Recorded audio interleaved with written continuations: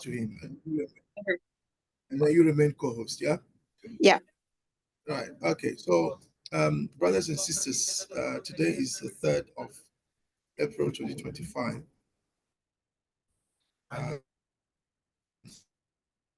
We have marathon, as it were, a philosophical marathon.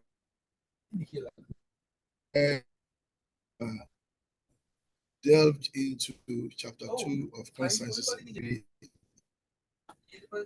of radical, different from liberative and Africanism. It's the Africanism that wants out of, if like, the gambling house.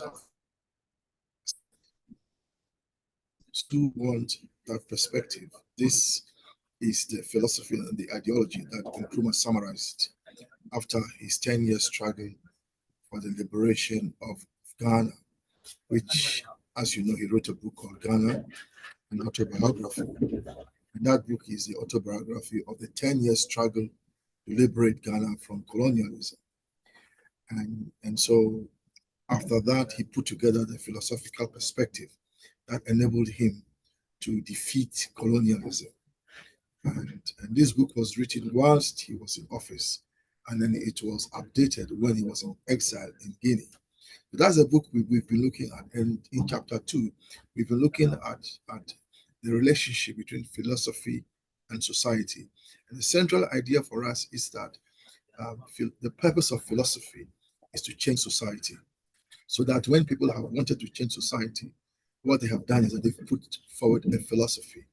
And Nkrumah is therefore in this chapter drawing our attention to the relationship between philosophy and society. We've been reading this chapter now for a while. We are now on the last 2 paragraphs of the chapter. Last week we looked at the fact that the mainly Western philosophers, but you can say that also about African philosophers. And I'm talking about philosophers in universities, not philosophers in the sense that they are like ordinary people, or they are uneducated. The idea is not that you have to be educated in Western philosophy to be a philosopher. That's not the idea. But the idea is that philosophy as taught in universities, whether it is African universities, whether it's Western universities, or that's Eastern universities, that sorry, I'm just checking my train here. So that philosophy, that philosophy has abandoned the struggle. They are no more interested in addressing social and political reality. They have abandoned the space for politicians, and politicians have run amok, doing whatever they like. And philosophers are not saying much. They are almost silent on what is going on. And African philosophers are no different.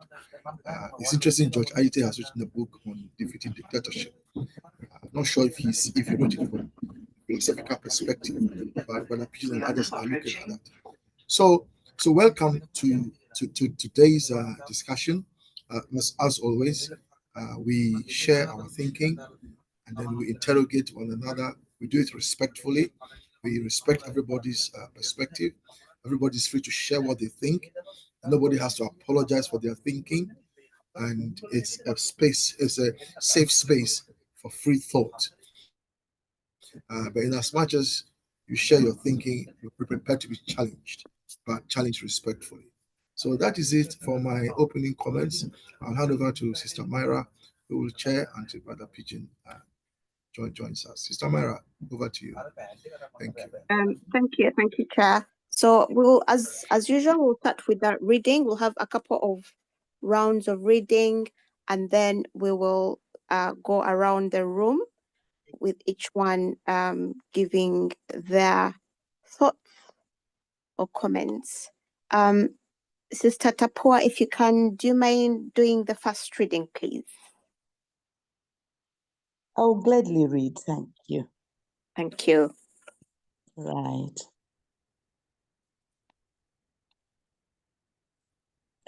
I'm finding it hard to read that first sentence without putting it into context. So I'm going to start with the last sentence of the previous paragraph so that it makes sense. In fact, some of them sometimes confess their inability to see or admit any difference between the statement of moral principles and brute ejaculation. That's about philosophers, Western philosophers. On the irrelevance of social irritants and urges to the content of philosophy, Western philosophers are largely agreed. They say that they are not interested in what made a philosopher say the things he says, but only in the reasons which he gives. Philosophy is thus effectively emasculated, and it loses its arresting power.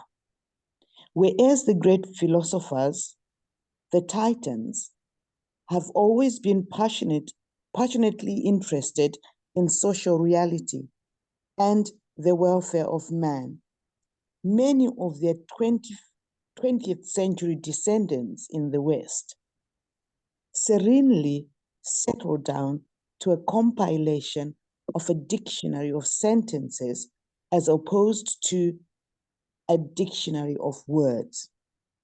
Engulfed in their intellectual hermitage, they excuse themselves from philosophical comment on social progress or social oppression.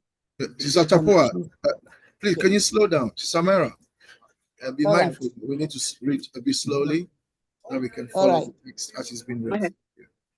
Okay, should I start afresh? Oh, no, no, I'm just saying, just slow down the reading. right. All right, okay. Where am I? At the dictionary of sentences. Yes. Okay. Engulfed in their intellectual hermitage, they excuse themselves from philosophical comment on social progress or social oppression, on peace or war.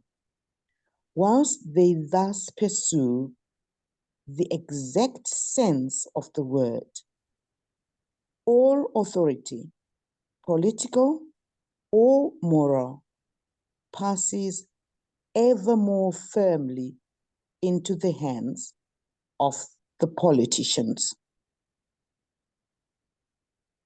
But however desiccated the new passions of some Western philosophers are, they can admittedly claim to share a continuity with the European cultural history. A non-Western student of philosophy has no excuse except a patriotic one for studying Western philosophy in the same spirit. He lacks even the minimal excuse of belonging to a cultural history in which the philosophers figure. It is my opinion that when we study a philosophy which is not ours, we must see it in the context of the intellectual history to which it belongs. We must see it in the context of the milieu in which it was born. That way, we can use it in the furtherance of cultural development and in the strengthening of our human society. That's it. Thank you very much, Sister Tapua. I'm going to read it again, and if people can, while I'm reading it, think about the words that you want us to look up. I already see one, the pandotic. But yeah, so let's think about the words that we want to look up so we understand the text better. On the irrelevance of social irritants and urges to the content of philosophy, Western philosophers are largely agreed.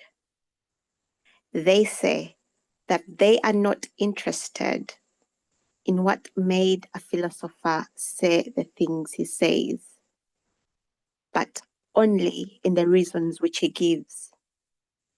Philosophy is thus effectively emasculated, and it loses its arresting power.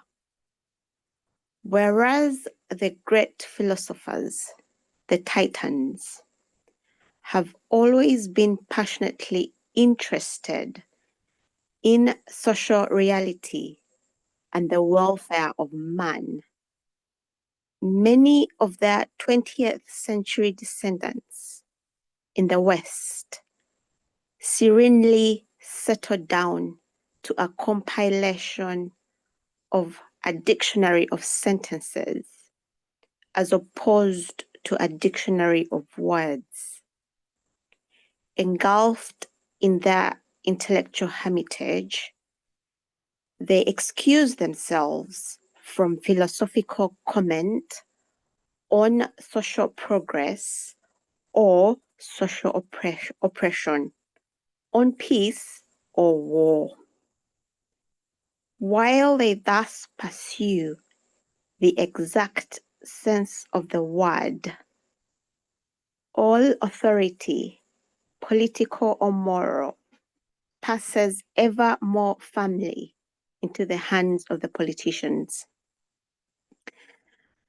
But however desiccated the new passions of some Western philosophers are, they can admittedly claim to share a continuity with a European cultural history. A non-Western student of philosophy has no excuse except a pedantic one for studying Western philosophy in the same spirit. He lacks even the minimal excuse of belonging to a cultural history in which the philosophies figure. It is my opinion that when we study a philosophy which is not ours, we must see it in the context of the intellectual history to which it belongs. And we must see it in the context of the milieu in which it was born. That way, we can use it in the furtherance of cultural development and in the strengthening of our human society. So that's our reading for today. And it's also the conclusion to chapter 2. So does anyone want any definitions explained or looked up before we start sharing our thoughts and opinions? Could we please have the meaning of milieu? Context of the milieu. I presume context of the time or something like that. Yeah, so milieu basically means the social context. Okay. The background. The social context. That's what it means. Yeah. Okay, thank you. And the word pideutic is to do with the science of teaching. It's to do with teaching. Okay. Thank you. Another close word is pedagogy, which I'm sure some of you have come across. It's the same. It's about the theory of teaching. Or the theory of, that's what it is. All right. Okay. Anyone else want anything else defined? Hermitage, please. Hermitage. Hermitage means you are isolated. You're a hermit, isolated from. So I'm getting off the train, so I'll join you guys at the other end when I rejoin. Thank you. Okay. Mara, you are now host, just so you know. Yeah, thank you. Yes, yes, No, yes. I'm around. Okay. So, Brother Pigeon, do you want to take over? And sister. You can go ahead, sister. So, Okay. Mara, sister, brother, you two sort it out amongst yourselves. Thank you. Sorry, what's the teaching bit? The word that begins Paedeutic. Paedeutic. Is that the teaching? Yes, that's the teaching. That's the Okay, teaching. thank you. And then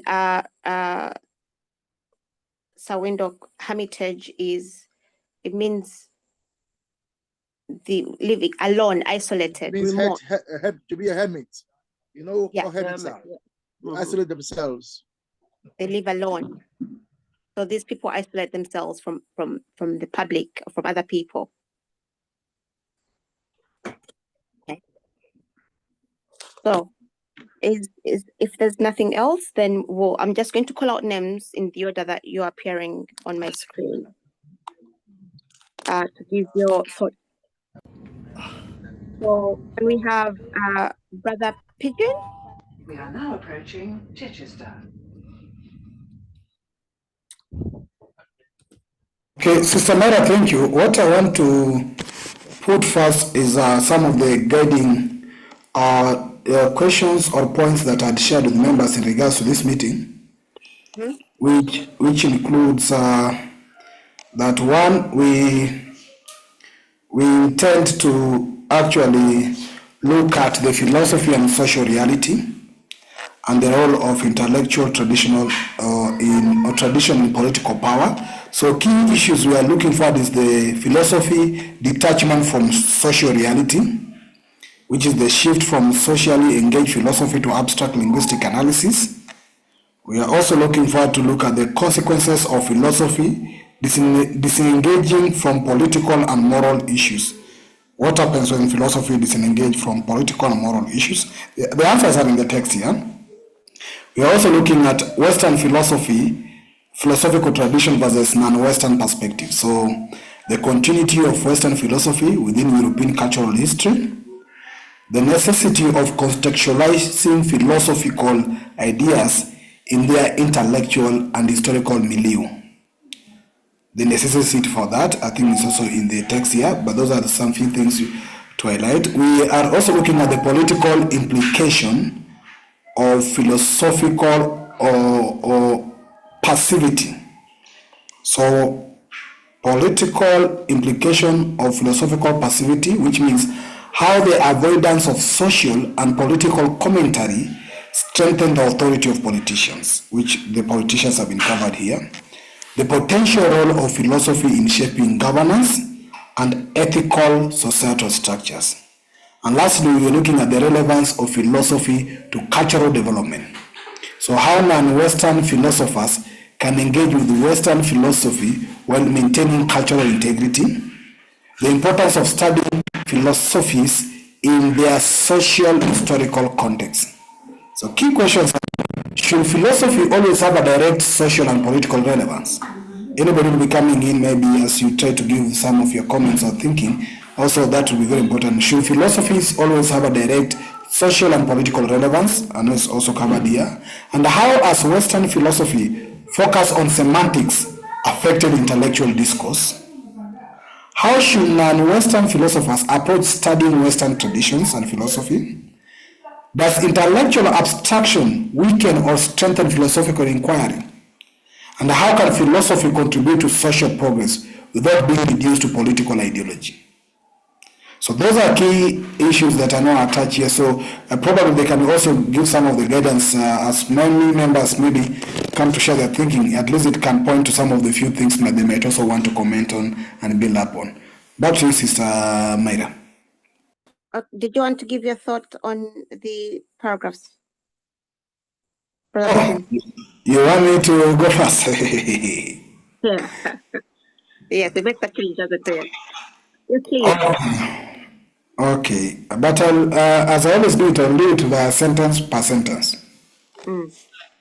So, as Sister Tapua had started by reminding us what was last time, because remember in the last time we realized that the philosophers did not even care about themselves or others.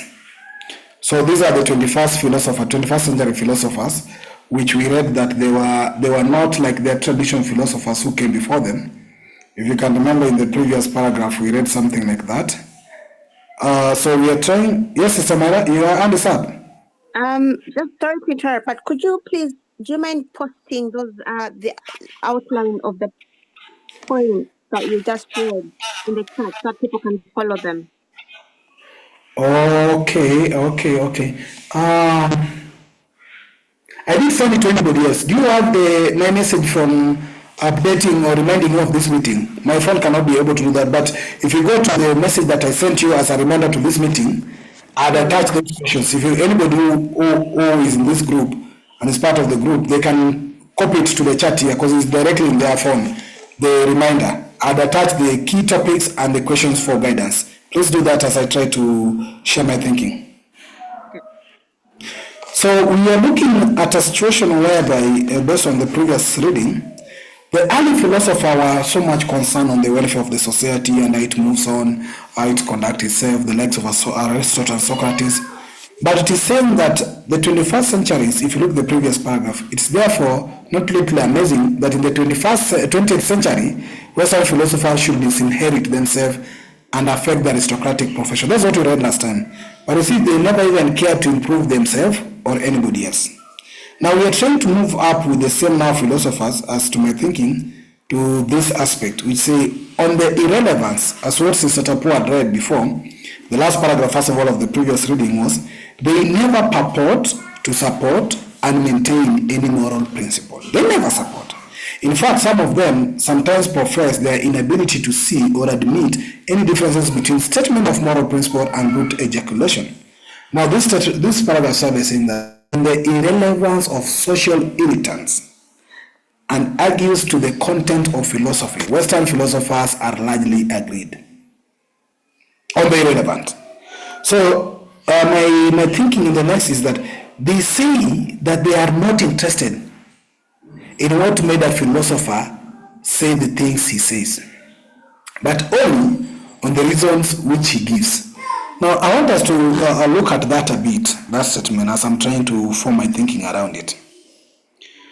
Now, these philosophers are not interested on what made you do what you do. For example, when you justify, for example, things like oppression, either colonialism, things like other oppressions, or anything you go about, whether you want to justify oppressing people in a society, or you want to justify colonialism, or just want to justify enslavement of society, as we had read before, they were not interested in that.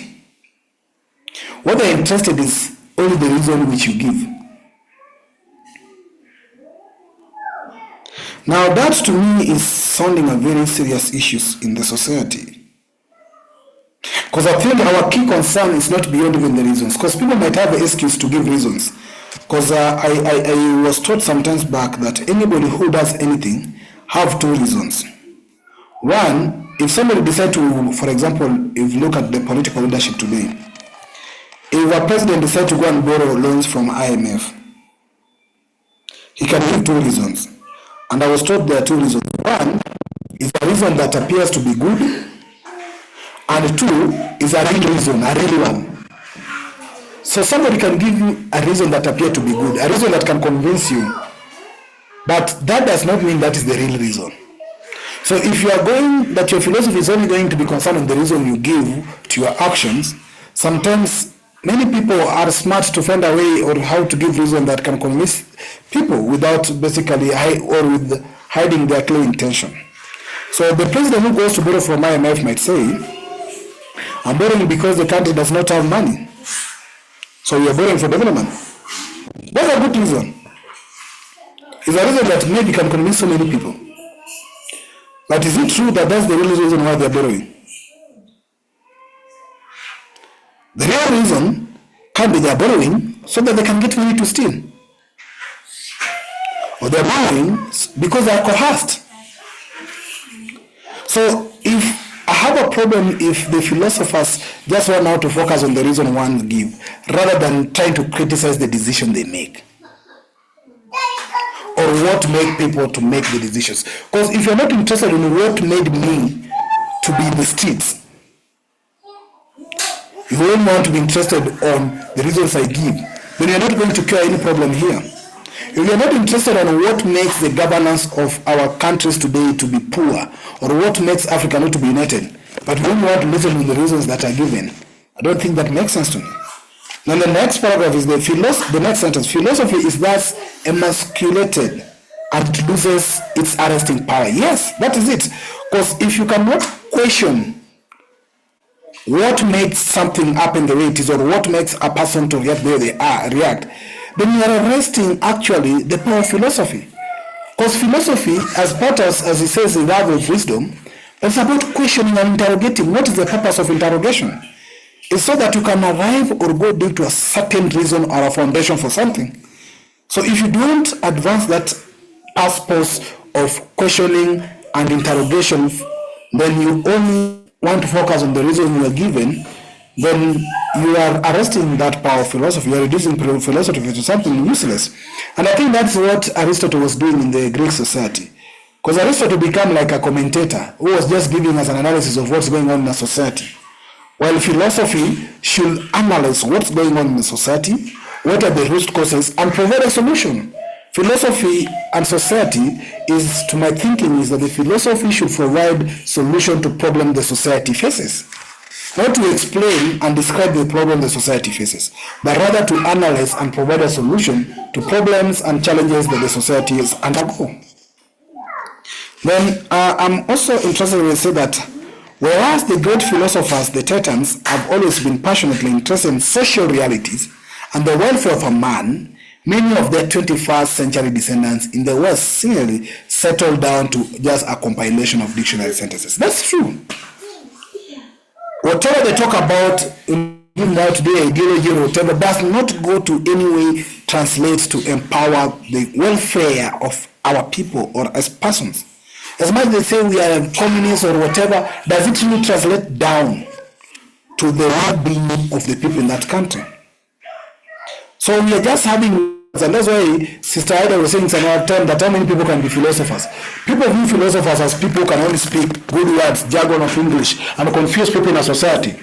But that should not be the intention of philosophers, or was not the intentions of the early philosophers.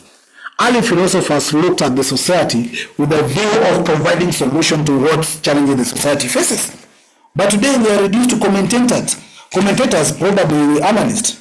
In fact, analysts are better. So that's also what I'm finding in my own thinking. But again, they say that they excuse themselves from philosophical comments on social progress or social oppression. You see what they're doing? And I think if you're talking of 20th century, maybe this is the century of colonialism. And because these philosophers slept and were silent of these oppressions that were going on, that's why the oppressions continued. They never wanted to speak about it. Well, they thus pursue the exact sense of the word. All authority, political, moral, passes ever firmly into the hands of the politicians. I want to comment on the politicians. And I think that also aligns very well with the guiding question that has been with us is in regards to politician. Should philosophy always have a direct social and political relevance? And also to answer the other question that was saying that how can philosophy contribute to social progress without being reduced to political ideologies or political sentences? So here is very clear that we know that the politicians are actually making laws in our countries. They have the authority to control our decisions in our countries and ideas in our countries. But if their decisions and the authority are not backed up with some philosophy or ideology, what are we going to produce? That's why we have political parties named Orange Democratic Party, Democratic, which even does not have democracy in the so-called democratic. I know you have a party like I talk about it, the Redemption Party. We do not redeem anyone. You have a party like African National Congress. Well, so there are so names that have been come to political space, but these names do not translate to the welfare of the people. and that detachment coming in. And that's, to me, I'll take the political aspect a bit, that I decided to be a politician, aspire for politics, when I became very conscious that the politicians make decisions that affect the country, policies that control everybody else. In fact, however the politician, how foolish or how ignorant or how whatever they are, whatever decisions they make must be followed by a professor, by even a PhD holder, because it is them that pass policies. But if they're passing policies or making decisions without a political guidance, without a philosophy that guides them, then the society is going to fall. I always tell people it's very important for you to be interested in politics so that you become the policy shaper. But even if you're interested to pursue which philosophy and which ideology. So, Chair, permit me just to pause there by the first paragraph so that I can allow some people come in. Maybe I'll have time to share the second paragraph as well. Thank you. Thank you, Brother Pigeon. Could you just scroll the page up a bit so that all the yellow is in the screen, because it's a bit off. Thank you very much. And thank you. It's good to hear your contribution, Brother Pigeon, because usually chair and we never get to hear, you never get to give your opinions most of the time. So thank you very much. Thank you for the opportunity. And I agree with you at the point of the reasons. If you give reasons without understanding the context, it's a trick that has been played on us Africans. You know, we've been told Africans, you're poor, Africans, you can't govern yourself. But all the while, we did, you know, a lot of us in our education were not given the historical context of impoverishment on the African continent. So yes, it's very important to consider the whole picture and the context of what is being said and why it's being said. So we'll move on to the next contributor, which is Sister Ida. Sister Ida, you have the mic. I'm saying dear, dear, dear, because I don't really know that I fully understand this paragraph, or 2 paragraphs. I think the bit that I thought seemed interesting was the bit in the first paragraph where it was saying,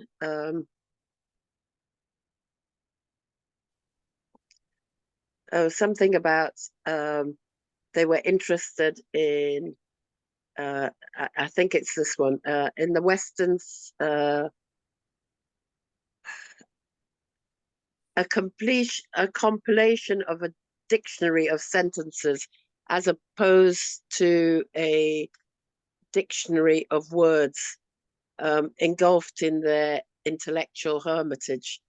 So it says they excuse themselves from philosophical comments on the social progress or social opposition on peace or war. I think it's saying that they're not. I think when I first read it, it said they weren't interested in discussing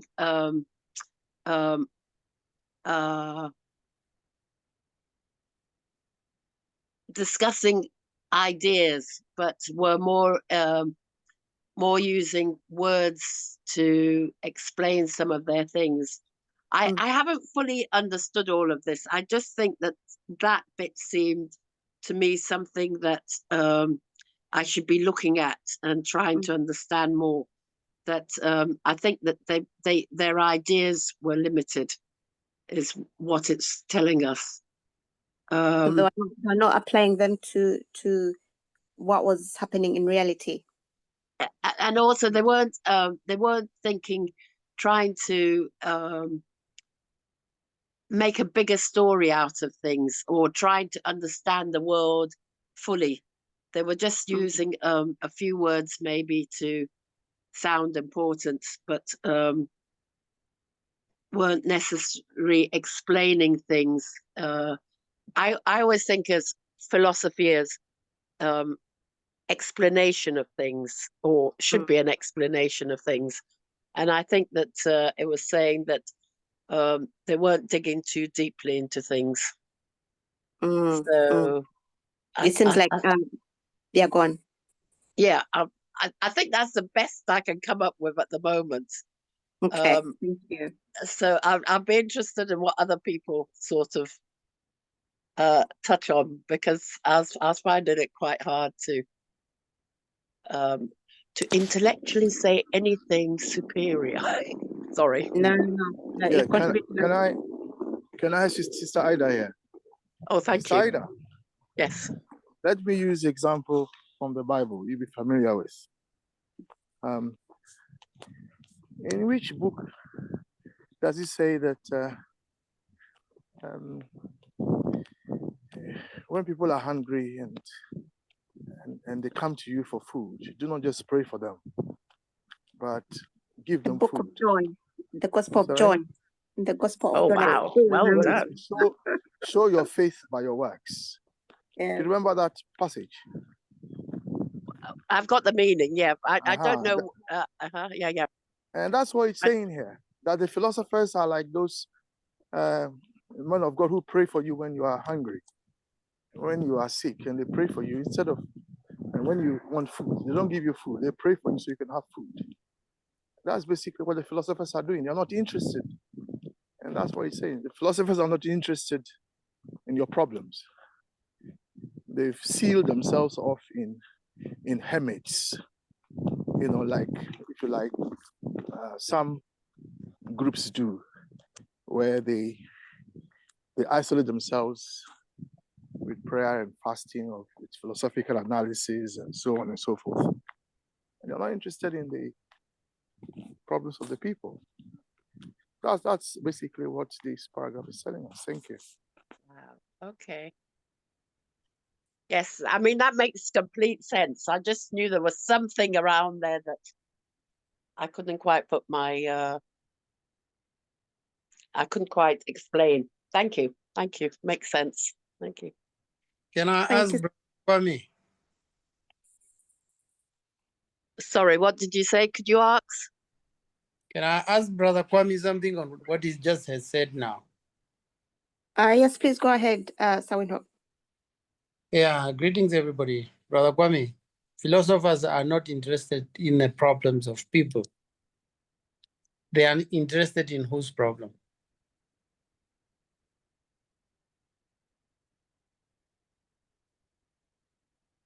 Or they are not interested to hear any problems at all?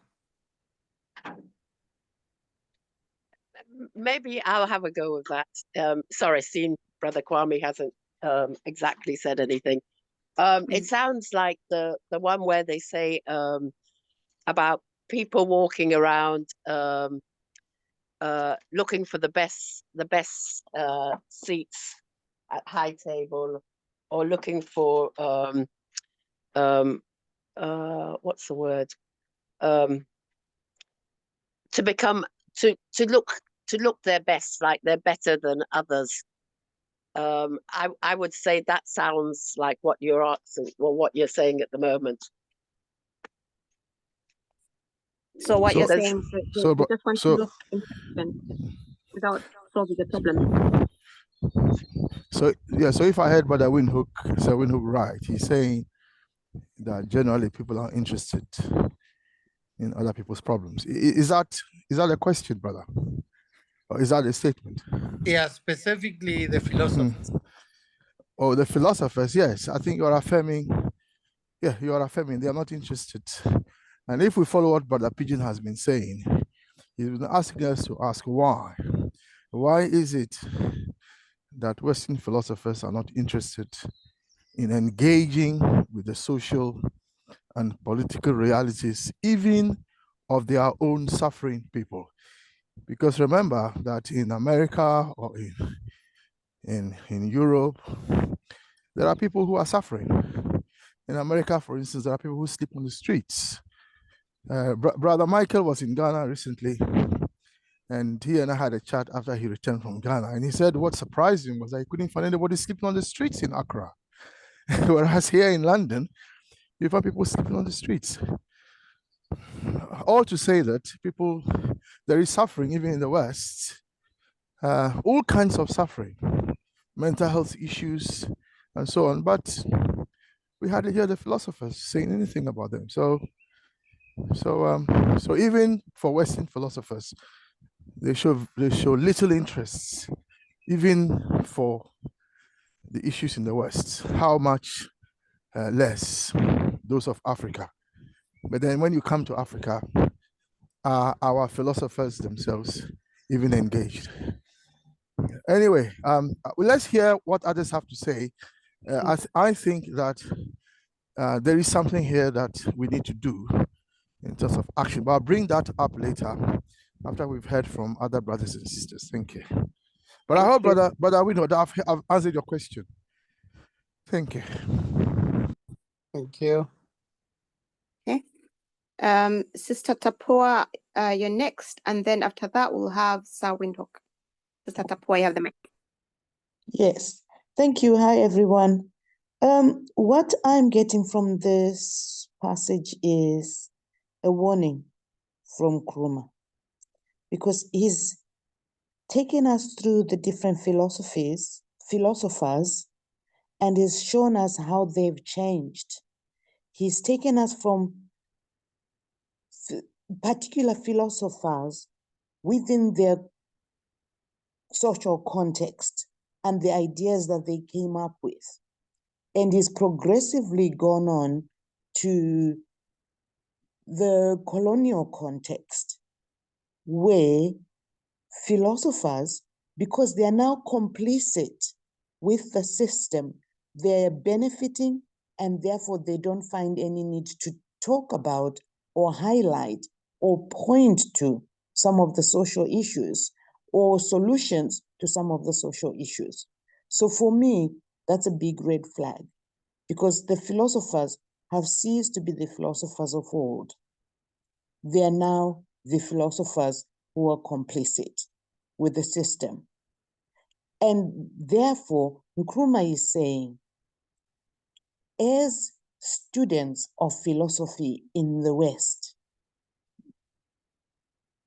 we need, if you're a student in the West, or if you're a student, philosophy student who's studying philosophy from a European perspective, you need to be aware of how it might be of disservice to you. Because one, the context. As Africans, we might not understand or appreciate the context. Therefore, we need to know what gave rise to these philosophies. And then in modern day Western culture, when we get into universities and you're studying philosophy and you're bombarded with definitions of words and just a total removal of philosophy from trying to solve the problems that even the West has, we therefore need to understand why they're doing that, because they're complicit. And I'll go back to the last sentence in the third paragraph, which says, okay, I can't get the fib. Sometimes philosophers confess their inability to see or admit any differences between statement of moral principles and brute ejaculation. In other words, we're being told these philosophers are not going to shed any light on the processes or understanding of the philosophical positions that the Africans find themselves having been colonized. And it's also highlighting the fact that we are on our own. We have to analyze things on our own. And the fact that they say, these Western philosophers are saying, just take what the philosopher says. That's sufficient to explain why they're doing what they're doing. You don't need to kind of look back and try and explain, which is exactly what we need to do as Africans. We need to see beyond USAID. Instead of being told that we're there to support you, to support Africa, we're looking after you, we need to understand why. We need to question. So I think this is why I'm saying that this is a warning from Nkrumah, that as Africans, we shouldn't join this band of people who are defining things, because they're hiding. That's all. pure hiding, complicit. Thank you. I'll stop there for now. Thank you, Sister Tapua. I like that you used the word warning, because for me, and I like that you picked on that one sentence about the student. A non-Western student of philosophy has no excuse except to study Western philosophy and spirit. It really made me think of some of our African brothers and sisters who, instead of applying what we've learned, let's say, in the Western philosophy, we don't ask questions. We just tolerate it, as you said. We just accept everything instead of, and then we act as if we are part of that of the European culture history.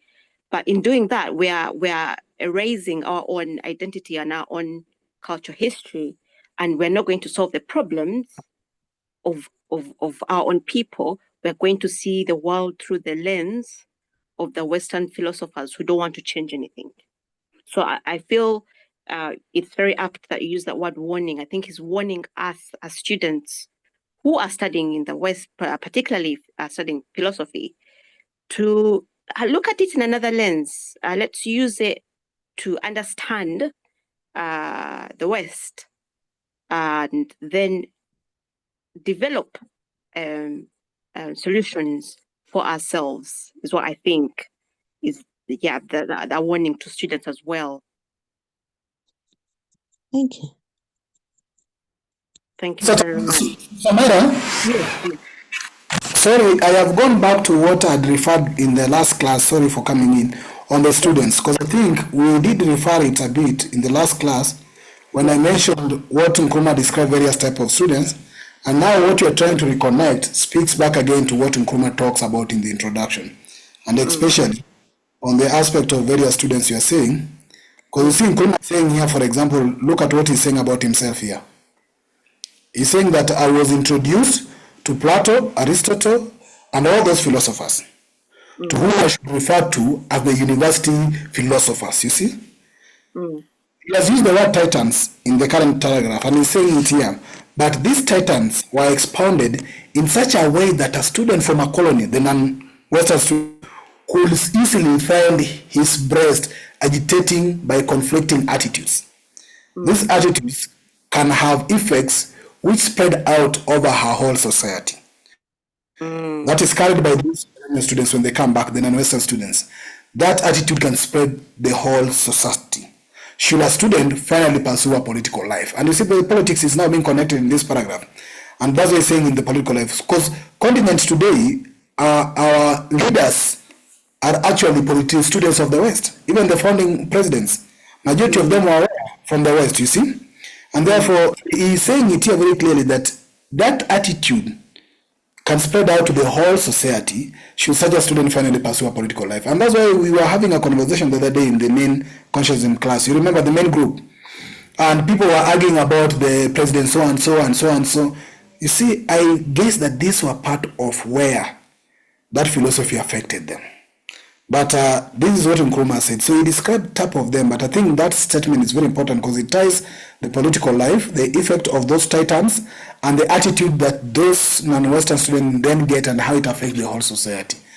I can go back to the other screen unless someone want to comment on this. Back to you, Chair.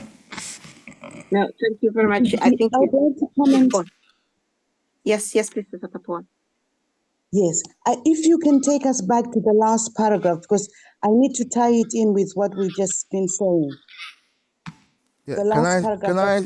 can I suggest, Chair, let's hear from everyone before people come back in terms of commentary on what others have said. Otherwise, we'll end up with people not speaking, and then we'll be told that there wasn't enough time for me to speak. So I'll suggest let's hear from everyone. Let's hear everyone's thinking on the basic texts, and then let's have that discussion and the back and forth, which I think we do very well. Thank you. Okay, thank you. Mr. Tapua, please hold that thought and please write it down somewhere, and then we'll come back to you. So, okay. Yes, thank you. It's all right. Brother Sawinhoek, you're up next. And then after that, we'll have Brother Barry. Sister Myra, please pass. Okay. Brother Barry, and then after that we'll have Brother General Anunnaki.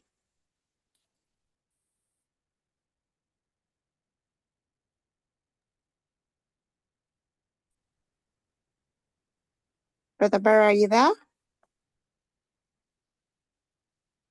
Okay, General, you're up.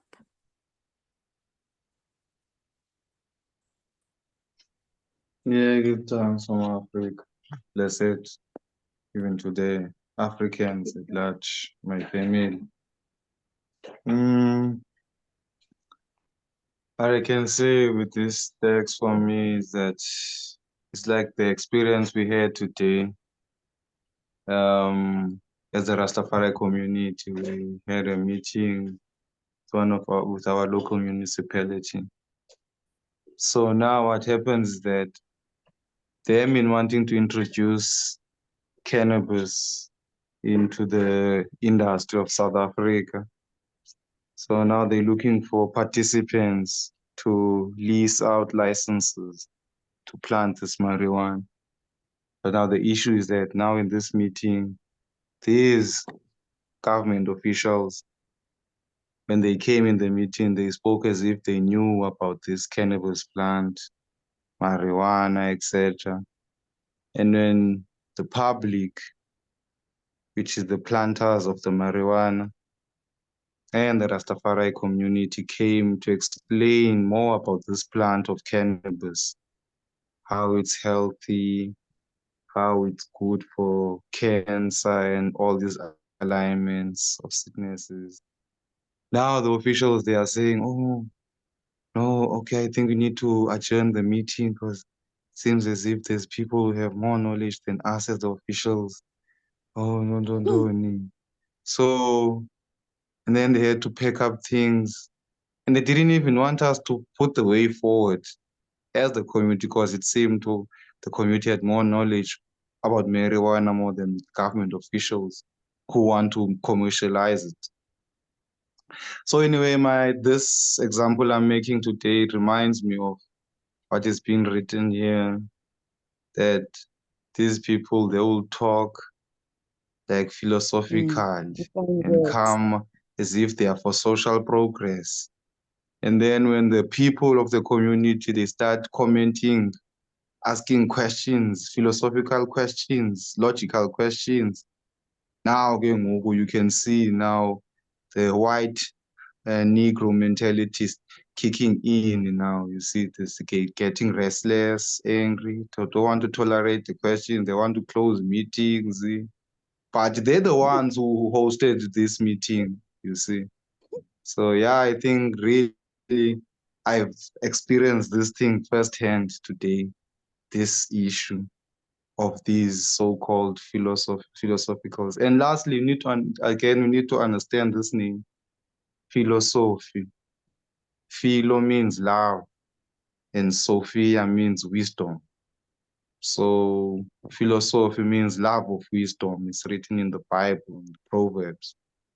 So they are not lovers of wisdom, these people. They're just pretending, basically, for benefits. Thank you. Thank you, General, for the real life example. Yes. Brother Sister Mara, I just want to chip in something small, following what General Anunnaki said, in terms of the word philosophy. So I think you're all aware that the word voodoo is from a language. Yeah, is voodoo, which basically means peace, ultimately. That's where the word comes from. The word Sophia also has a meaning in my language. God is called So. And Fia means to teach. So Sophia basically means the teachings of the Almighty God, if you like. So if you add the Greek word philo, which means love to it, it basically affirms the love for the teachings of the Almighty God, if you want to put it that way. And thus affirms what the Greeks have themselves said, that they learned these things from the Africans, because all they did was add the word philo to it. The Sophia is our word, belongs to Africans. Thank you. Thank you very much, Brother Kwame. I didn't know voodoo meant peace. Okay, so Voodoo. Voodoo means basically vo means peace, or to have no problems, if you like. And do is has different meaning. It can mean a country, it can mean the person, in the way in which Plato talked about the ideal city. So there is a sense in which when Plato talked about the city, what he meant was the human being. Your body is a city on its own. Yeah, it can be interpreted as a city. And in the similar, you can have physical cities, like the city of Nairobi, or the city of Kampala, or the city of London, city of New York. So there is that sense as well. So the word do basically means it's an entity, like a town, a city, and so on. So voodoo means that town or city would have developed to the level that it has peace. That's what the word voodoo means.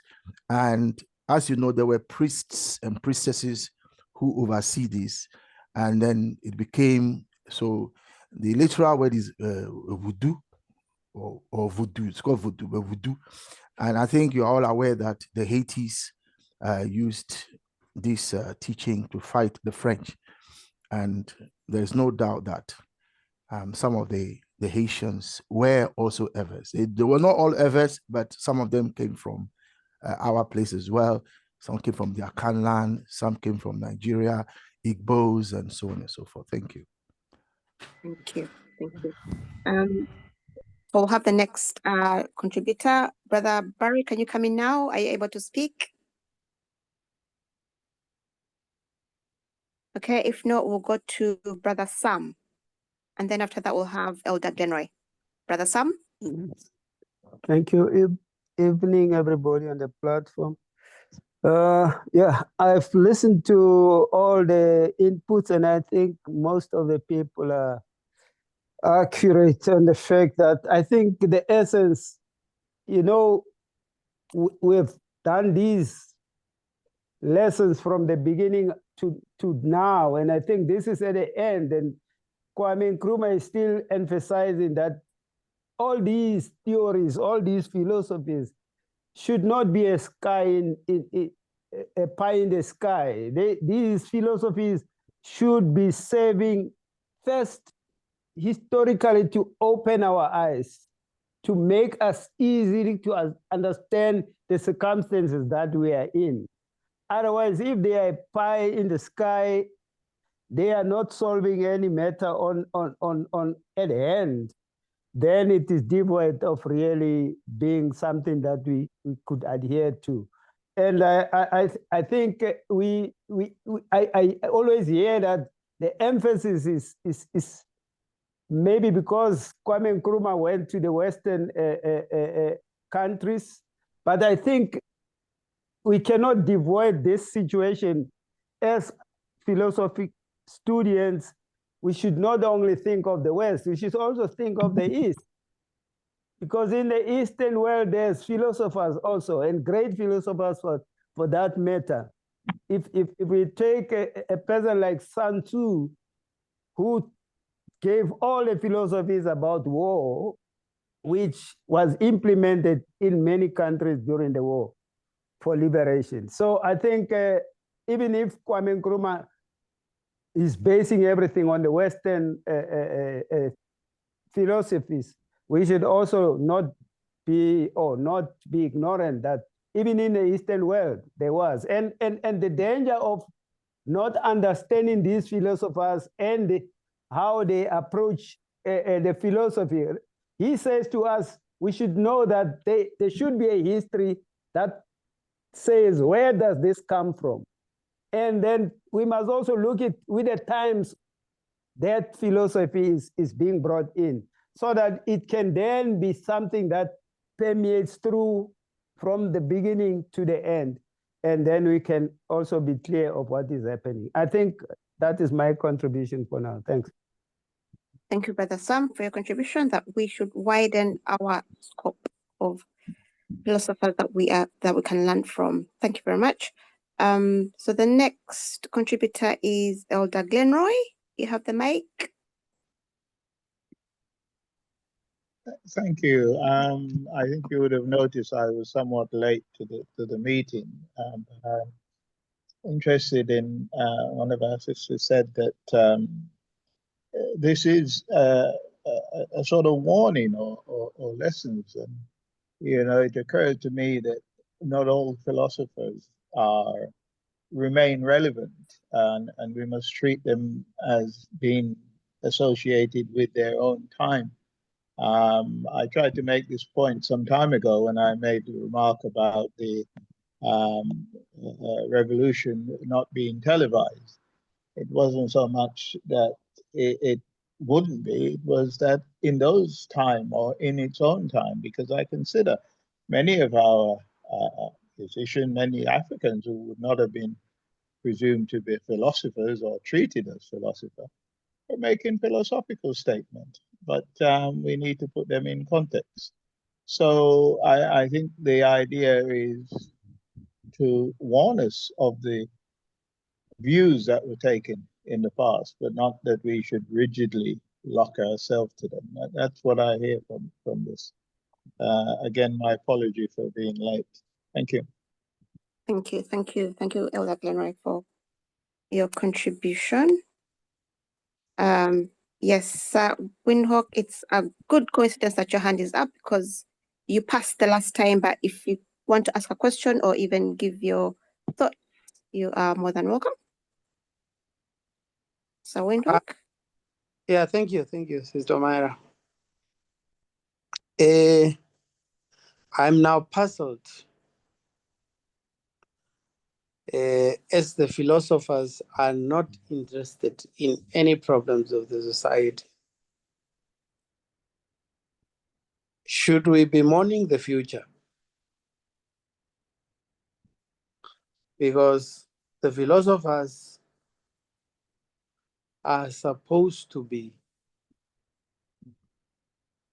the people who would give direction when the society is not right, when the steps of the societies are not in the right direction. But now that they are not interested in doing anything, should we be mourning the future, or what do we stand to do as future philosophers or present philosophers? Maybe I also shouldn't ask that question. It should be all up to us as current philosopher and future philosophers to craft a new way and not to take up a lackluster approach like the Western philosophers are. And what would this way be? I submit. Maybe I haven't thought beyond that. Brother, Right. come ready to come in. Yeah, so I want to make my contribution, but I want to, if you don't mind, pick ideas from what everyone has said, because so Sister Tapua drew our attention to the fact that Western philosophers are complicit in the oppression of ordinary people and the exploitation of Africa. So they have no interest in doing anything about it. Brother Sam has drawn our attention to the need to widen our horizon and looking at the question of philosophy, which I think is spot on, because the whole point of the book we are reading is what philosophy do we think we should lead in order to redeem Africa. So if we follow Brother Sam's thinking, it could mean that we look at what Chinese philosophers have said. We look at what Russian philosophers have said. We look at what Cuban philosophers have said, and so on and so forth. Or we look at what our own ancient philosophers have said, and so on. So I want to pick ideas from what everyone has said. And then Brother Pigeon raised a question as to why. We should ask ourselves why. So, and then I think Brother Glenroy also stressed the point about a warning to us. And I think that this, now we've come to the end of the chapter. Now we are staring it in the face. What are we going to do? So in a way, Nkrumah is telling us, so what do we propose to do? We did a Saturday session some time ago, and I asked us here, not all of us, I don't know if all of us attended, to issue a communique and put our names to it. And some people were saying, no, well, we won't do that, or I can't do that. I don't agree with this person or that person. So that as a group, I don't know if you remember, it was to do with breaks. And I asked that after we do the discussion, let's issue a statement and put our names to it. People said no, they won't do it. If you recall, only Sir Windhoek here was prepared to put his name to it. So it was Sir Windhoek and myself only. But we did not issue it at the time. What we are reading here is raising the same question. What do we propose to? Are we going to just meet and talk and talk and talk and talk and discuss and put it on YouTube and then expect that people will find it? People will find their way to these sessions on YouTube? Or do we propose to take a more proactive stance? In other words, are we going to behave like these Western philosophers? Or are we going to do something? So for instance, and I've been asking for this since we used to meet in face-to-face. Brother Barry used to be there at the time. Brother Barry is here. You'll bear witness to what I'm saying. And we always ask that we need to be able to issue as philosophers. So, because we are philosophers. Yeah, we are philosophers. We are not university philosophers. Last week we had an argument. People say, well, I agree. Some say, well, I don't agree. Lost you. Yeah, sorry. Can you hear me okay? We've lost you. Can you hear me now? We had... Yeah, I can hear you. Yeah, we had an argument over who a philosopher is. And remember, we had an argument. Some said, well, it's not the university philosophers, ordinary people, and so on. And be that as it may, at the end of the day, what are we going to do? So, and I said, I've been asking for this from day one. It's never happened, which is that we need to be able to produce philosophical analysis of what is happening in Africa. But we're not doing that. When the Gen Z in Kenya offered us the opportunity, even that we did not wake up to the reality. We did not really issue philosophical analysis of what is happening to provide intellectual leadership or philosophical leadership to the young people. And it doesn't matter how enthusiastic young people are, it doesn't matter how enthusiastic we are. At the end of the day, in order to fight, if you're going to go to combat, you have to have a shield and a spear. Without a shield and a spear, you can't go to combat. And the spear is your intellectual weapon, you see, and your shield is that which you use to defend yourself. So you have a defense, and then you have the spear. And if you look at the the logo of Brother Glenroy's, if you look at Brother Glenroy's logo, you will see that it is a spear and a shield. There is a meaning to that. So Nkrumah is telling us, asking us, what are we going to go to sleep like the Western philosophers? Or are we going to, for example, put together a publication, whether it's weekly, monthly, it doesn't matter, but some kind of philosophical analysis of what is happening on the continent and how we as conscientists see how things should go? Are we going to ferment trouble? Are we going to be the troublemakers dialectically? Or are we just going to go with the flow? Because right now, as we speak, I am not aware of any philosophical grouping that is challenging the liberal and the conservative dominance in our African space. You will recall that philosophers like Descartes, they provided the intellectual context in which the French Revolution took place. Then in England here, you had philosophers like John Payne. John Payne lived in Lewis, which is not far from me here. And John Payne, even though he was English, he went to America, and he's the one that wrote that famous book that he wrote called The Rights of Man.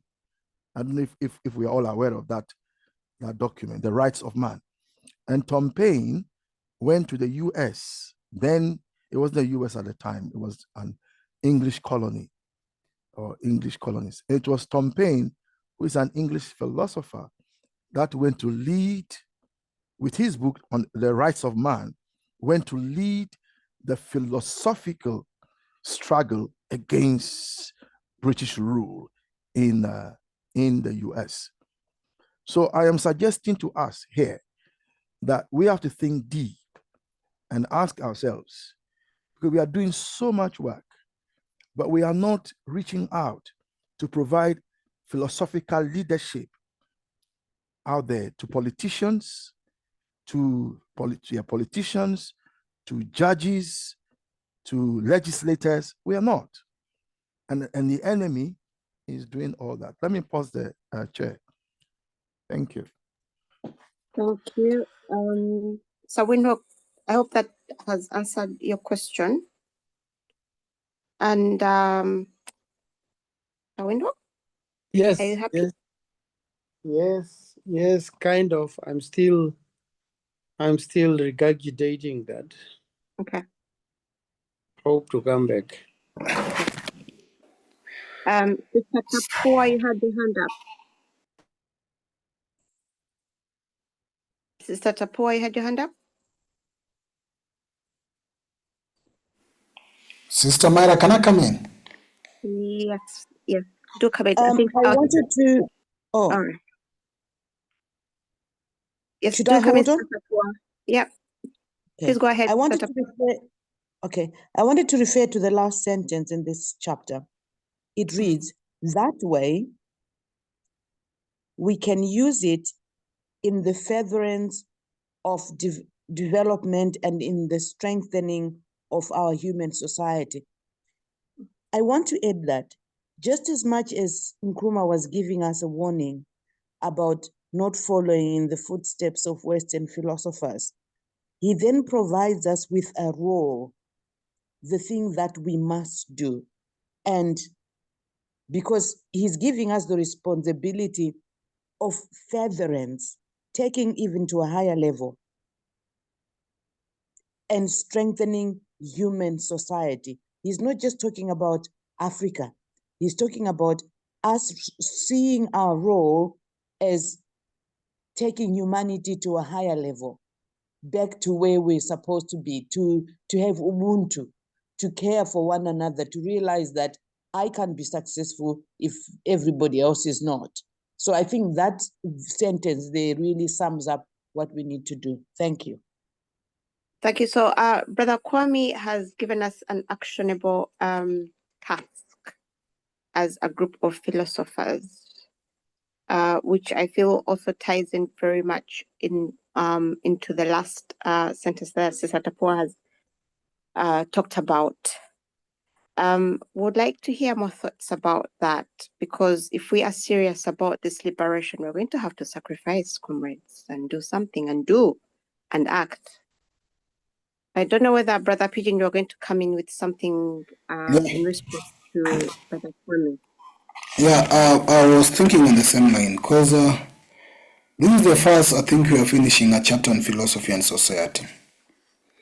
And we have looked at how philosophy and society and how philosophy affected the society. And Nkrumah is telling us how the Western philosophy, and my interest is coming in because I've said I'm a politician.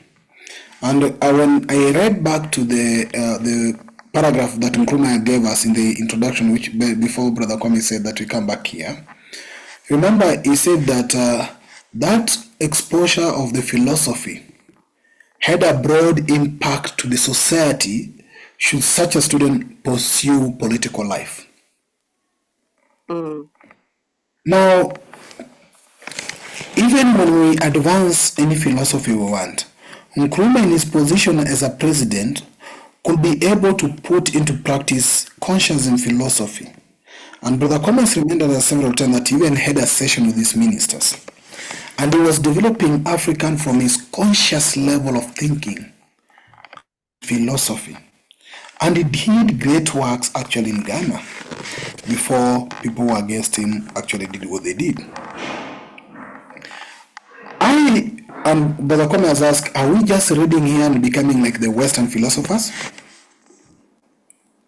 who don't care about the welfare of the people, but rather just sharing sentiments here that are very profound and very interesting? I'll have to tell members here that when I got exposed to this philosophy, and I've engaged Brother Kwame and Sister Mary on this, we have actually redefined a political party that I was struggling to build from 2019.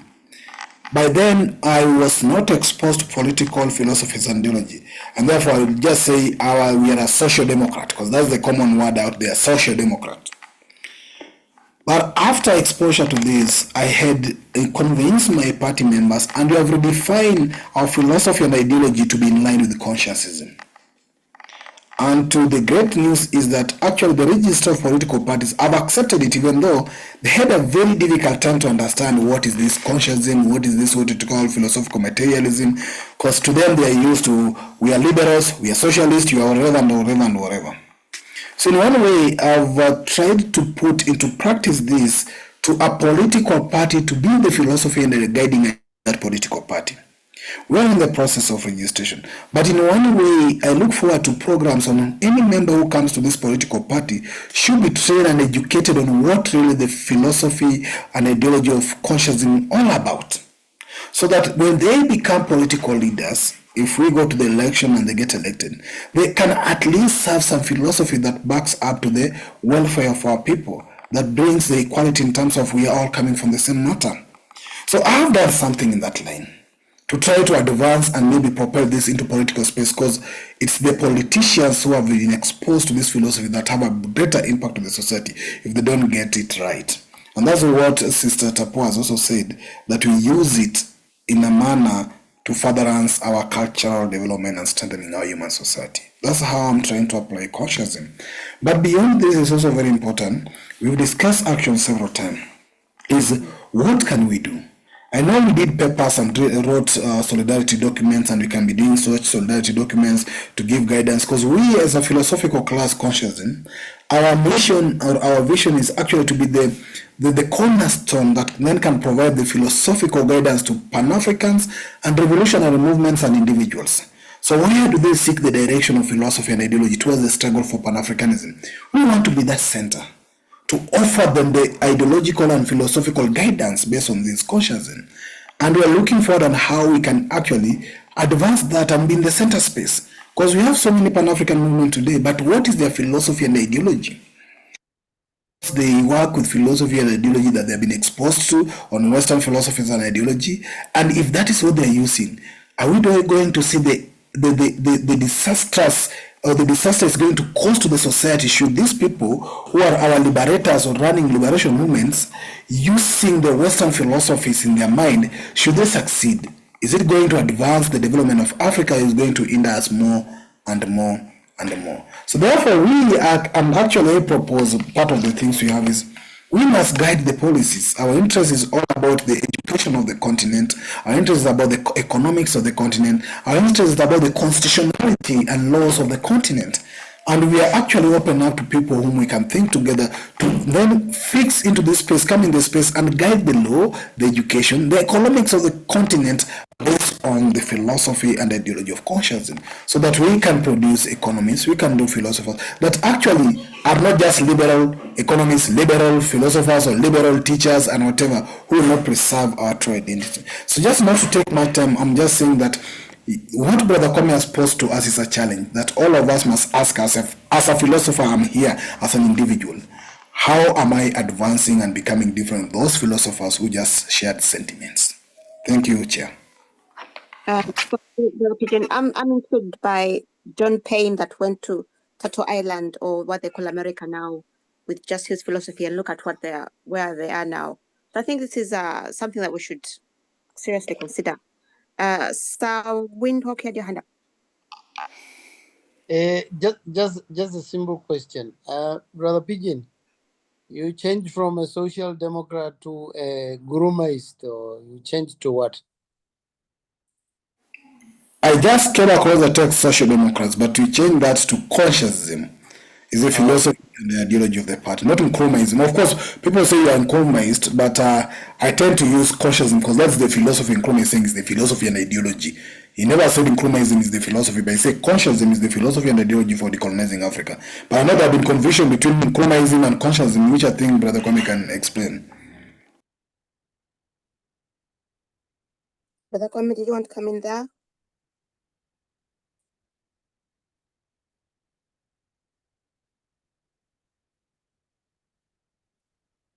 I don't see Brother Kwame. Is he gone? Did you drop off? Okay, I think he dropped off. Brother Pigeon. Can I come in there? Yes, Brother Sam. Thanks.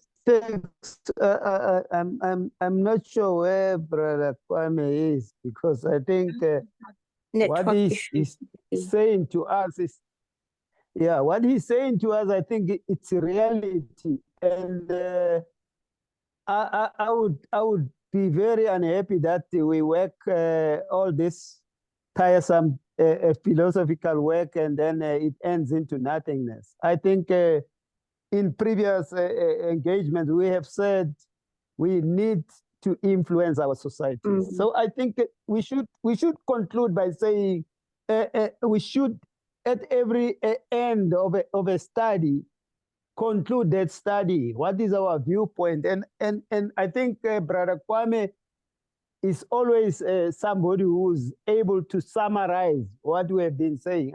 I think today he was able to bring 4 speakers and he grouped them into one presentation by himself. So I think as a group, we should agree that at the end of every, whether it's the chapter or what, we should come to a conclusion where a summary can be done. And as I say, Brother Kwame is about one of the strong individuals in the group.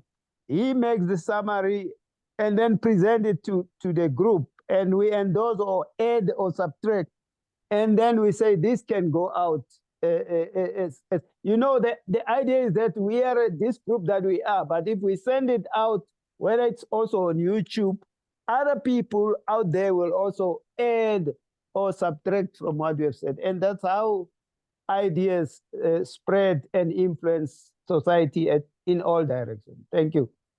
Okay, so Brother Sam, just to clarify, so you're saying that if Brother Kwame could summarize, and then he presents the summary to the group, and then if we're all happy, then we can get that published. Is that what you're saying? Positive, ma'am. Okay. My only comment would be it would be also good to involve more writers or contributors as well. Can I differ there a little bit Yes, from that? Windhoek. Because if we give it to the teacher to summarize, he's going to suffocate our thoughts. That's why even on a group, I think I have suggested something. Let us all individually make an input. And these individual inputs will be summarized then and become a condensed opinion. Because also it is going to make me lazy, try to make any input, because Brother Kwame in any event is going to summarize, and I'm going to, or just change one word. That's it. Rather than us, every person trying to make a contribution that will be they captured in the end as one. I don't know whether I'm thinking, but that's my thought. Thank you, Sir Windhoek. I agree with Sahib Windhoek because we're all here 9 people, but we each bring, as we go around the class every Thursday sharing our views and opinions, we each come with different viewpoints, different ways of thinking, which enrich the whole discussion. So I think what I like Sir Windhoek's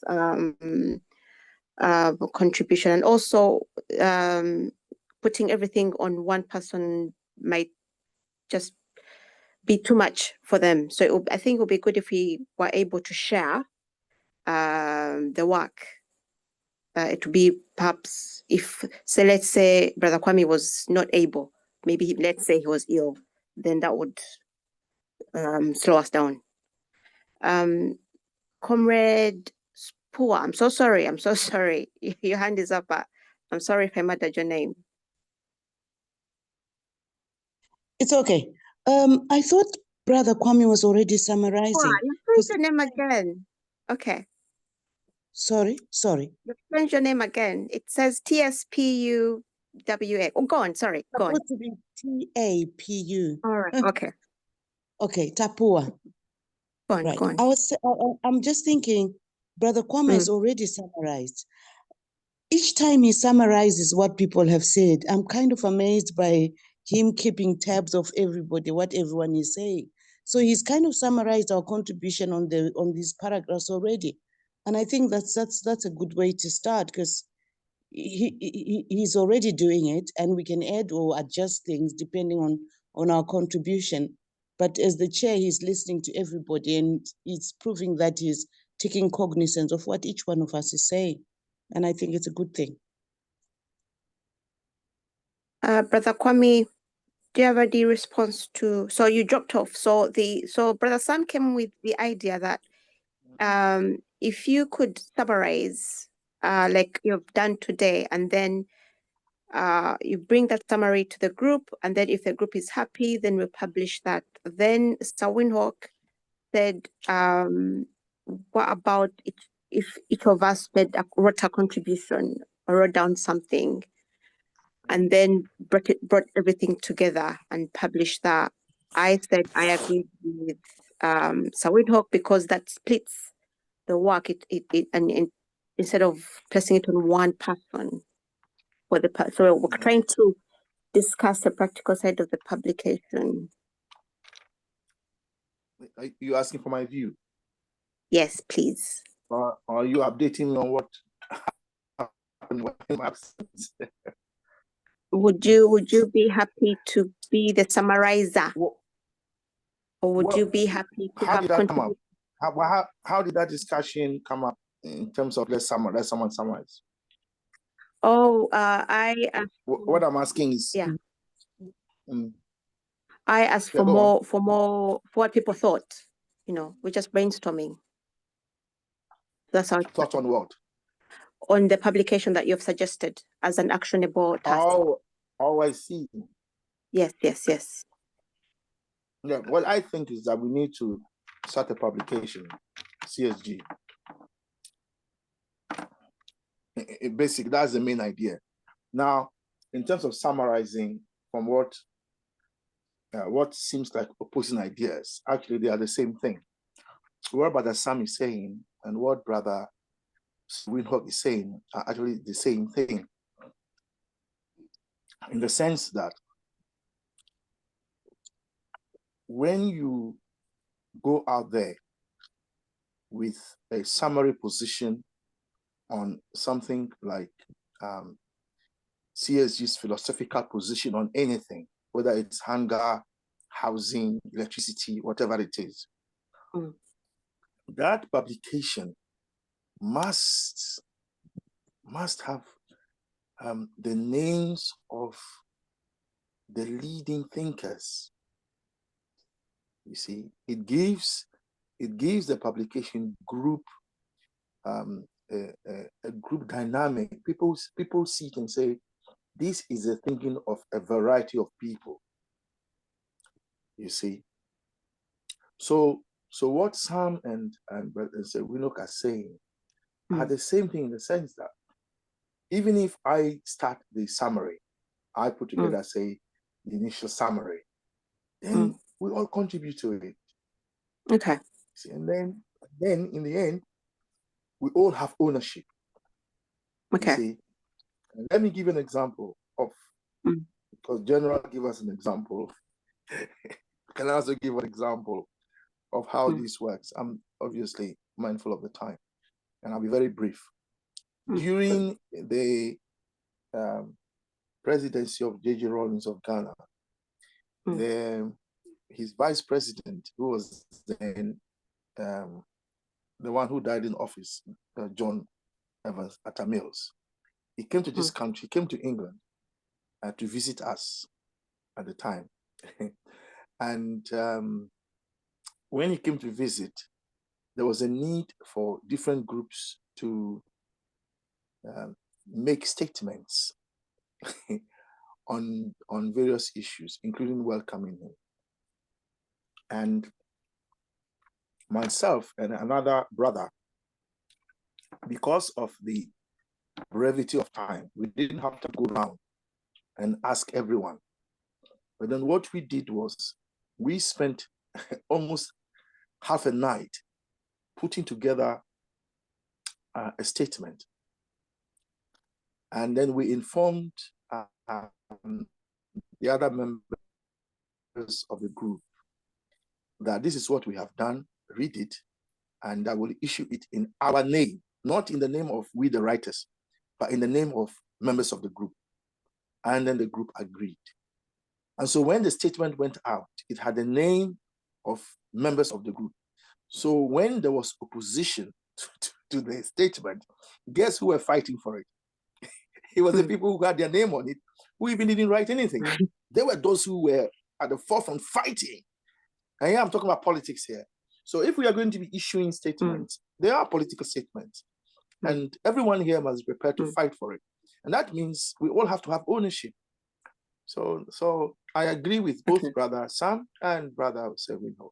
I think they are saying the same. I don't see it as opposition. I think essentially they are saying the same thing. Thank you. So the right side of my brain is kicking in. So I'm thinking about the details now. How do we come up with the topic, or do we create a schedule, or do we look around the continent and see an issue is splitting, and then that's what we write about, Brother Kwame? Well, that is something the coordinators must look at. Then we can bring it back to the group. Okay. The thoughts of current Africa. If the group agrees, if we here agree with what Nkrumah is, sorry, I'm eating, my apologies. If we agree here that we agree with Nkrumah that we can't be like 20th century philosophers, then what are we going to do? So if we here agree that we must start some kind of publication to Mm. provide philosophical, intellectual, and ideological leadership Mm. for the left. The left. Remember, the Mm. right are not interested. Liberals, Mm. conservatives are not interested. So it is the left, the broad left, if you like. Then, if we agree here, then that means in principle everybody here agrees. Then we just have to work out the modalities. That's all. Thank you. Okay. So I'm going to make a big assumption that everyone here is happy with this action and would like to be involved and make contributions. Okay. So Sir Windhoek, you are going to say something. Oh no, I wanted to suggest a topic. I don't know how it would sound, but it would be the thought of contemporary philosophers. This the laxa approach of Western philosophers.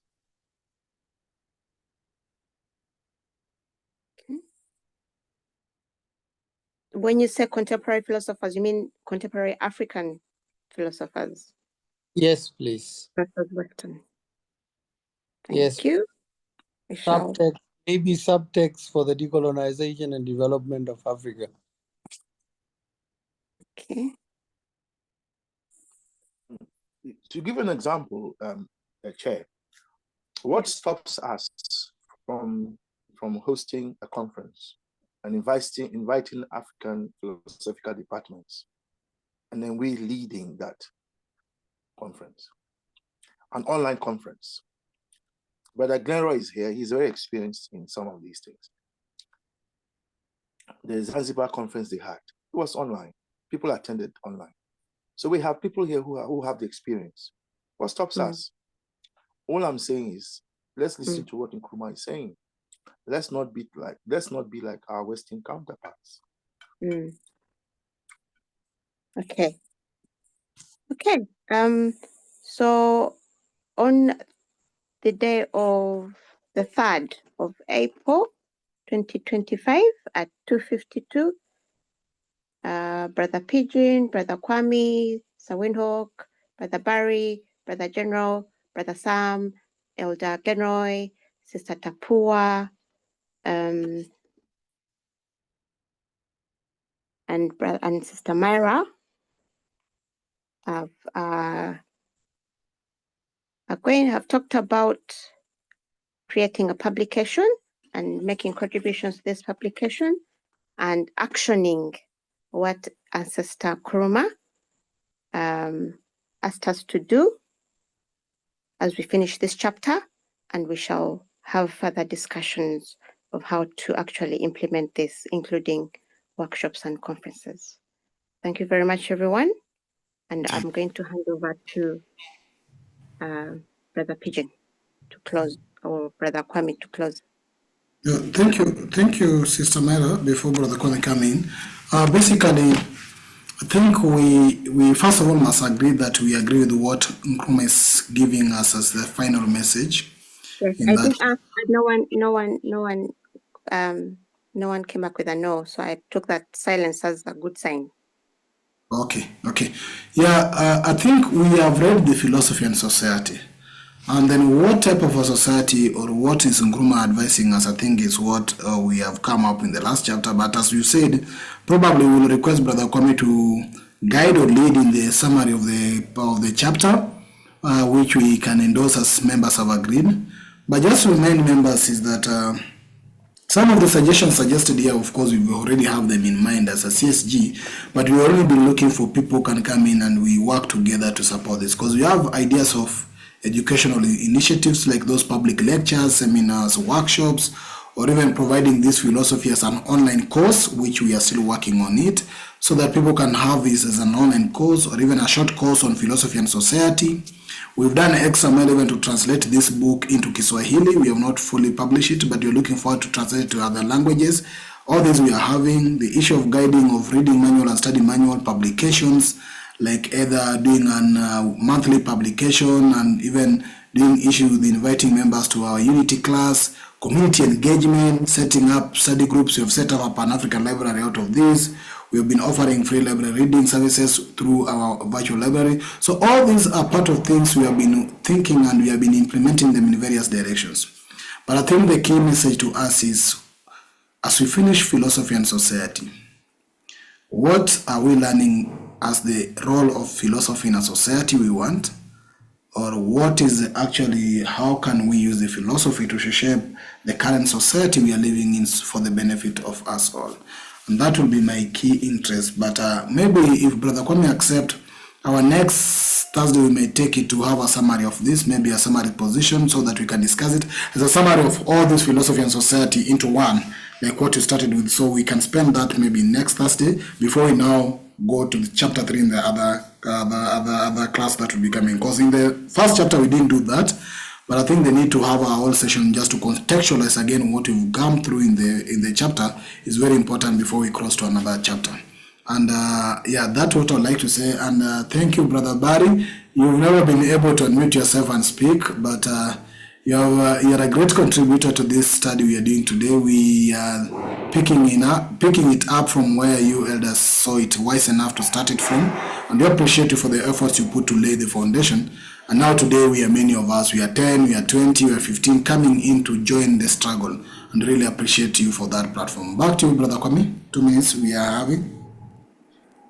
Yes, when Brother Barry and us started, we used to meet face to face, and Brother Barry here would also do some of the reading. Okay, and yeah, so Brother Barry is one of the pioneers of CSG. Yes, I think I'm now understanding what you want done. You want a summary of the whole chapter, or you want us to discuss that next week, Thursday. Is that correct? Yeah, we want a summary proposition for next week discussion and maybe adoption as well. Okay. That's understood. I'm happy to provide that. Next week, we are on holiday, so I'll have time. I will have some time to do that. Yeah, because school finishes on tomorrow, so we have midterm from Monday, and we don't return to the 22nd of April. So I'm happy to put together the summary. Thank you. Pigeon, back to you. Thank you very much. Now, in regards to that, this coming Saturday, Ras Pala, General Nunaki, is going to present to us the Dogon history, part 2. Remember, he did Dogon part 1 sometimes back, but based on the information he has been sharing with us, we thought it's wise enough for him to come back for part 2 this Saturday. He has accepted, he's ready. I'll be circulating the poster for that, which we have also discussed with him, and he has accepted the structure of that poster.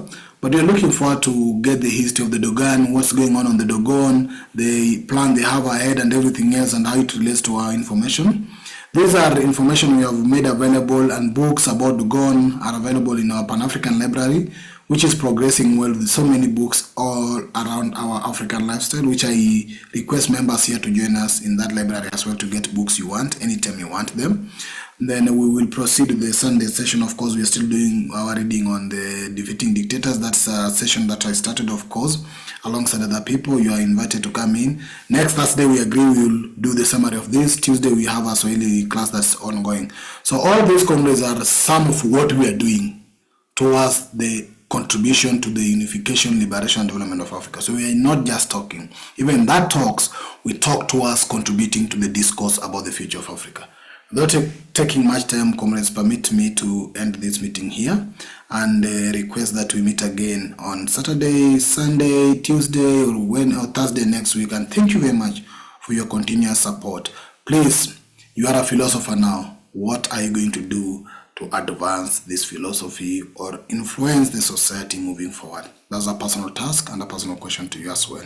Thank you very much, and without much to say, thank you, Sister Myra, for coming in and sharing for us today. We really appreciate that, and we call for more sisters to look for maybe Sister Tapua coming in to share, Sister Ida coming in to share, and any other member who is here who is willing to share. Please, we'll appreciate you to come in and share with us. Thank you very much, and may we have a lovely evening. See you on Saturday. Thank you, everyone. Thank you.